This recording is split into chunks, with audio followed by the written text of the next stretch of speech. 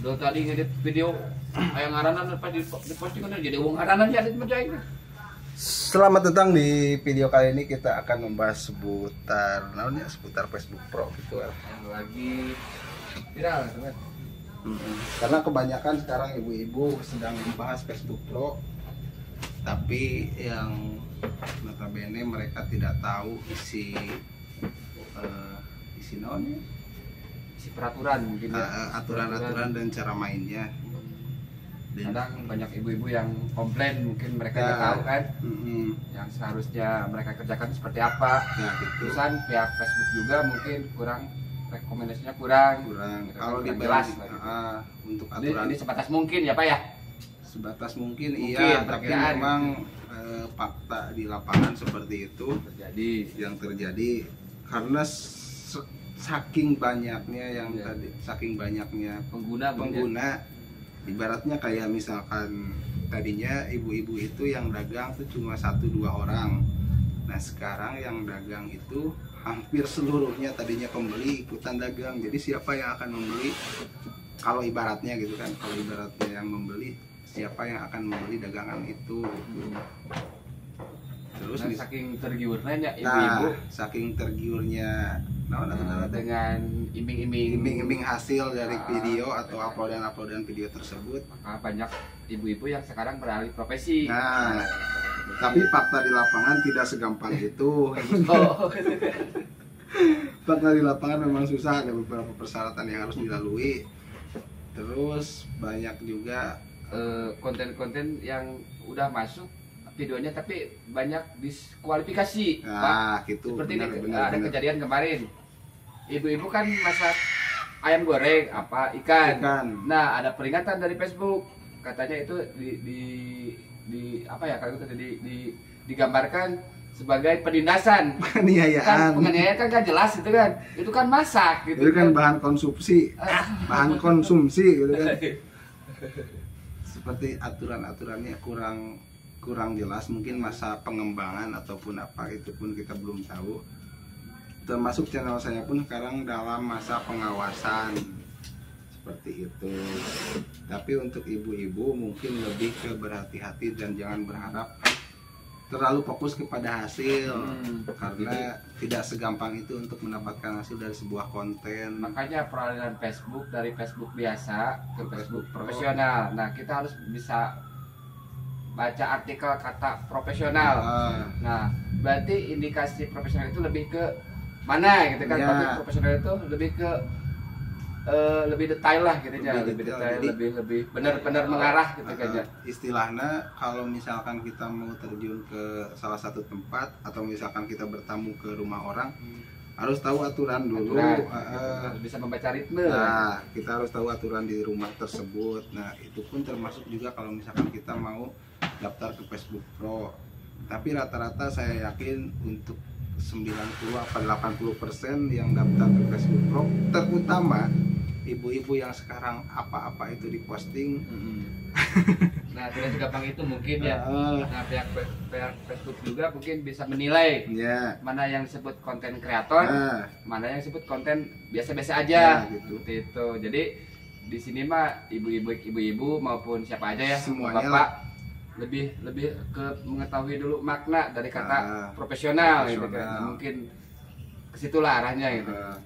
Kan bisa aja kita bikin konten yang abal-abal, terusan banyak di YouTube ya seperti itu. Nah, di Facebook bukan seperti itu gitu kan. Jadi benar-benar harus real. Harus benar-benar organik. Kalau organik itu asli mungkin ya Pak ya? Ya benar. Seperti itu asli. Terus menarik, intinya menarik lah. Menarik. Ya, bukan hanya sekedar upload ataupun hanya sekedar membuat video tidak jelas. Contoh kayak misalkan video apa kurang cekas, kurang cerah, terus misalkan kayak kita upload kayak sapu nyapu gitu kan, ngepel bersih itu kan kerjaan setiap hari yang mereka lakukan. Bukannya nggak bagus ya? Bukannya nggak bagus. Cuman kalau di Facebook Pro itu lebih ke mungkin ada edukasinya mungkin ya Pak ya. Itulah manfaat dari sisi video tersebut. Kita kan misalkan gini, kita bikin konten di pemandangan. Nah, di sana kan banyak ungkapan, banyak perasaan yang timbul kalau kita konten di bidang panorama. Nah, ada kan ada timbul seperti rasa apa, mungkin harus seperti itu, Pak. Iya, benar-benar. Jangan mentang-mentang ini konten bisa jadi uang. Iya. Mungkin nggak seperti itu ya. Seperti itu cara penjualannya. Mungkin harus lebih paham ke baca aturan tersebut lah. Kalau misalkan kita ke dokter aja ibaratnya gitu kan. Ibaratnya kita ke dokter terus misalkan sakit perut, otomatis sama si dokter dikasih tahu lah aturan pakai obat tersebut biar kita cepat sembuh. Nah, sama juga seperti kita bermain di Facebook Pro. Misalkan kayak kita tuh mau daftar tapi kita tidak tahu ataupun tidak membaca aturan pakai tersebut. Lalu apa makna dari setiap konten yang kita upload? Jadi percuma saja misalkan kalau lihat orang-orang ini ada suhu yang udah rame terus di sana pada nyawer, terus keuntungan nyawer tersebut buat apa gitu. Kalau misalkan paham terlebih dahulu aturan-aturan tersebut, mungkin tidak akan terjadi seperti itu. Ya guys ya. Iya guys. Intinya dari video. Tapi kan bukan kesalahan itu bukan sesuatu yang apa ya, kesalahan itu bukan sesuatu yang bikin kita jadi nggak mood atau nggak semangat, bikin down lah intinya. Nah, justru kesalahan itu kita kan harus cari tahu apa nih letak kesalahan kita. Nah, dari kesalahan itu kan kita bisa introspeksi diri atau bisa lebih memperbaiki lah, memperbaiki apa yang kurang. Nah gitu. Intinya jadi bukannya kita nakut-nakutin atau apa ya, cuman sekedar sharing. Sepengalaman kita sama-sama cari tahu lah gitunya. Nah, karena kita juga di sini kan sama-sama ngonten, sama-sama ikhtiar lah, sama-sama ikhtiar dalam. Cuman kan ikhtiar itu kita kan harus memberi manfaat. Setiap orang kan punya pengetahuan, mungkin pengetahuan di bapak atau ibu ada gitu ya yang lebih baik dari kita, silakan bisa komen ataupun gitu, ada kesalahan salah ucap gitu misalnya. Tapi intinya ada pengalaman yang mungkin bapak ibu atau kakak ya. Ada pengalaman tentang di Facebook tentang apa, silakan komen, nanti kita solusinya cari bareng-bareng gitu kan. Hati-hati juga untuk penyebutan di komentar. Nah, itu juga yang sering terjadi, Pak. Sekarang kebanyakan yang terjadi di komentar itu termasuk spam loh kalau tahu. Kalau misalkan spam itu terjadinya keseringannya kayak misalkan kata-kata yang diulang-ulang, setiap komen kata-katanya itu saja, ataupun ada salah satu kata dari itu yang terus-terusan dipakai, itu bisa termasuk menghambat ataupun intinya menghambat perkembangan. Karena si algoritma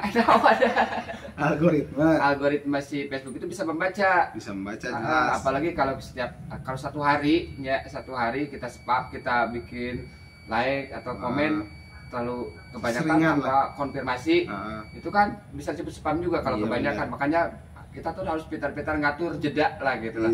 Ngatur jeda biar meskipun ada niatan ke sana, pastilah setiap orang pasti ada niatan ke sananya, cuman coba dibikin halus. Nah, itu intinya harus tahu cara aturan pakai. Oke, mungkin cukup sekian dari video kali ini. Lanjut kita di sesi kedua ya. Terima kasih banyak. Jangan lupa subscribe dan like, komen dan share.